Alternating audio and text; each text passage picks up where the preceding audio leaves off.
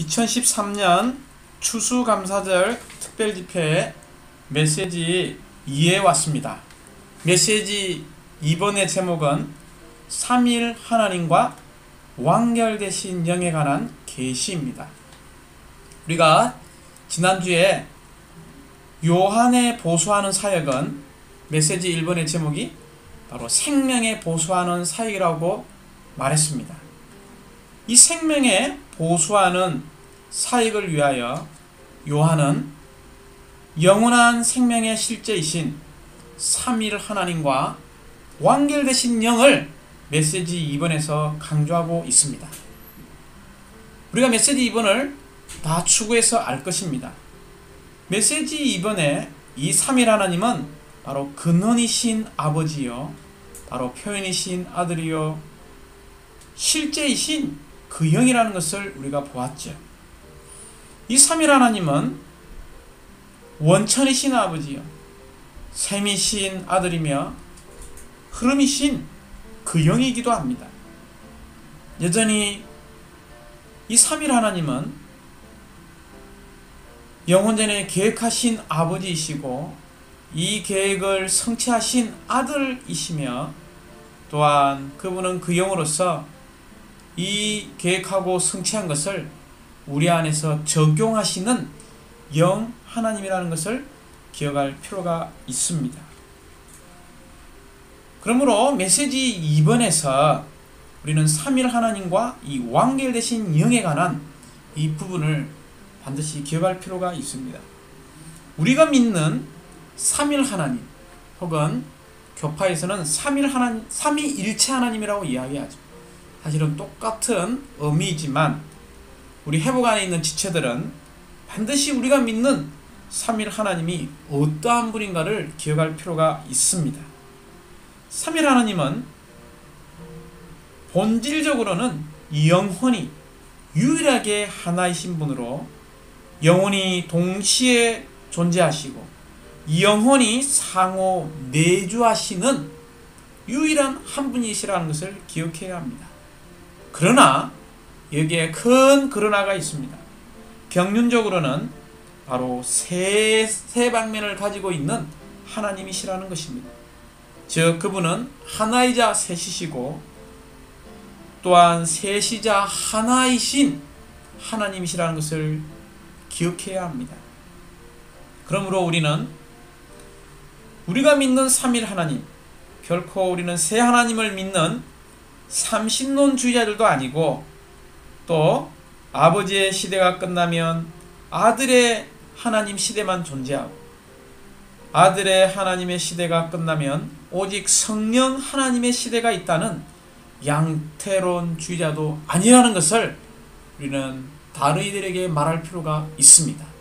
그러므로 주의 회복은 아주 균형 잡히게 본질적으로는 그분은 영원토록 유일하게 한 분이시요, 그러나 그분은 경륜적으로 그분의 움직임을 위해서는 그분은 세 방면을 가지고 있는 하나님이라는 것을 말할 필요가 있습니다. 이것이 요한의 생명에 보수하는 사역 중에 두 가지 내용을 우리가 저번 주에 추구했습니다. 하나는 3일 하나님, 두 번째는 완결되신 영이죠.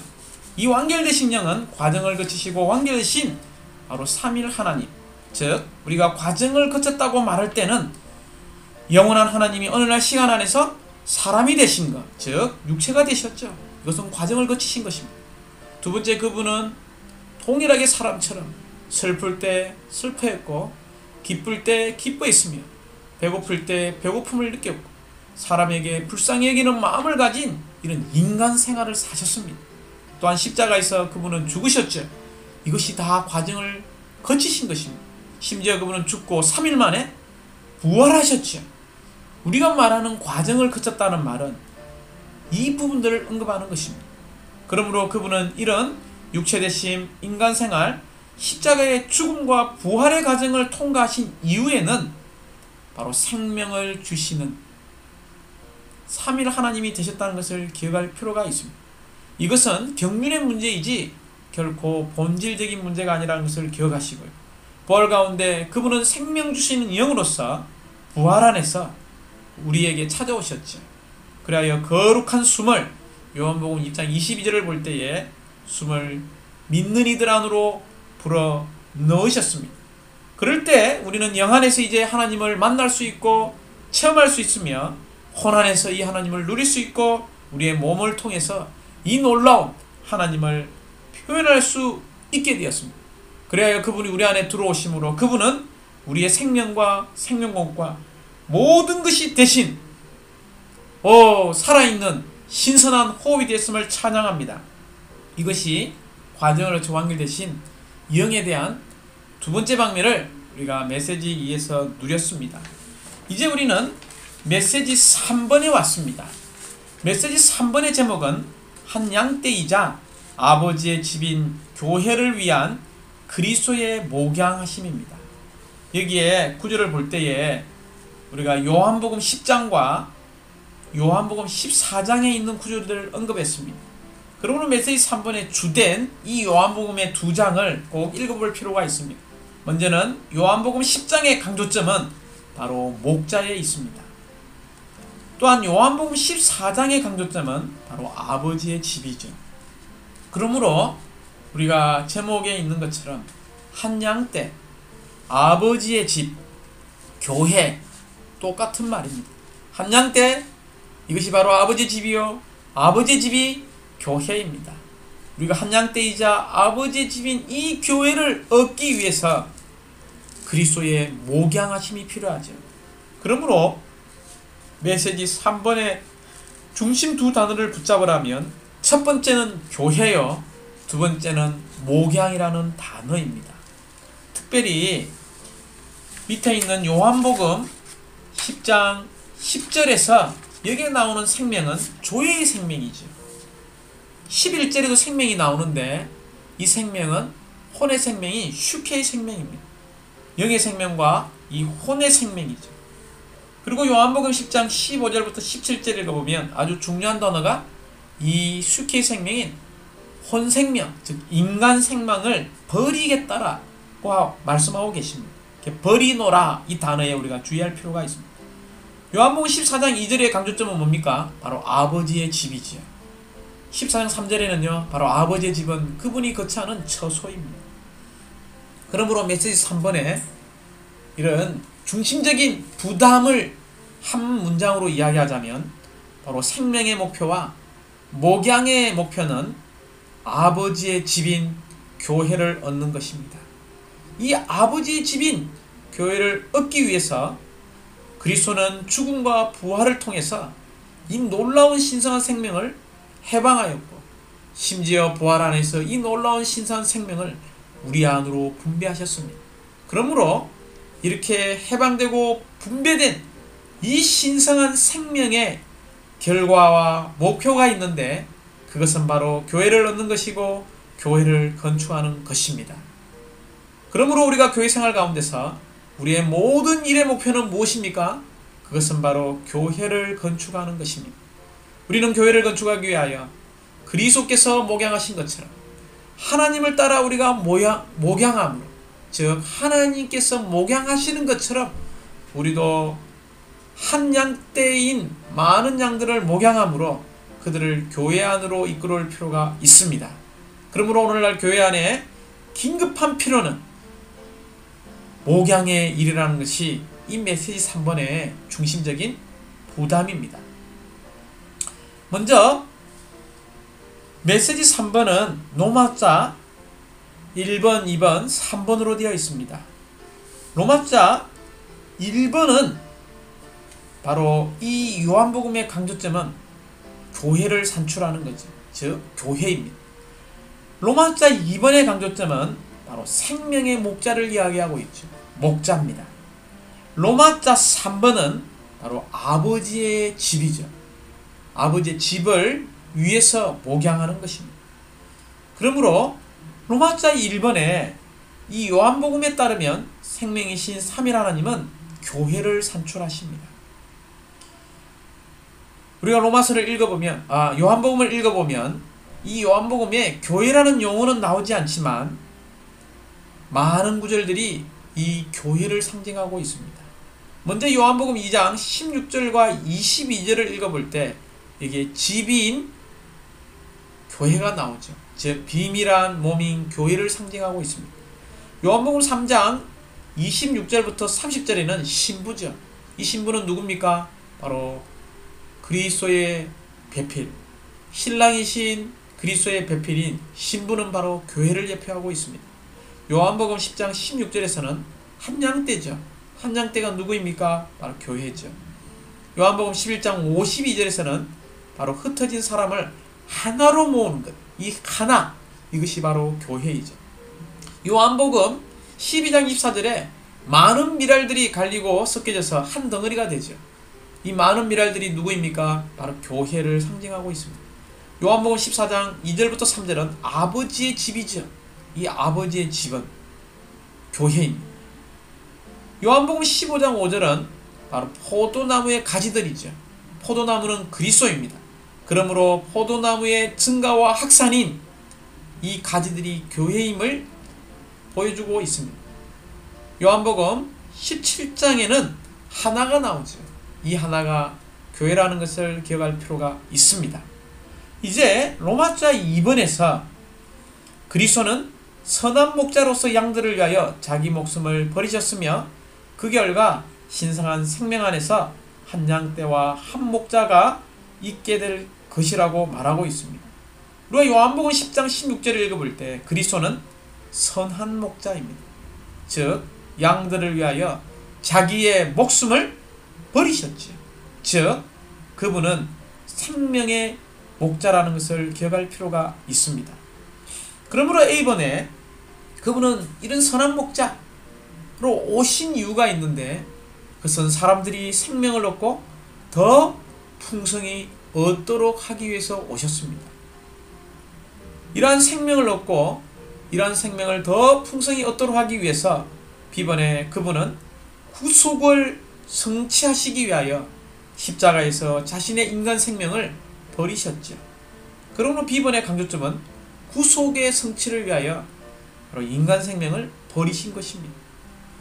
C번에 선한 목자이신 주님은 풀밭이신 그분 자신 안에서 그분 자신을 우리에게 먹이심으로 우리를 목양하신다.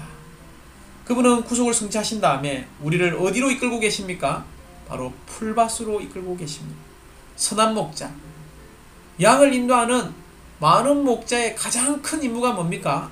그들이 먹을 수 있고 마실 수 있는 곳으로 양들을 인도하는 것입니다.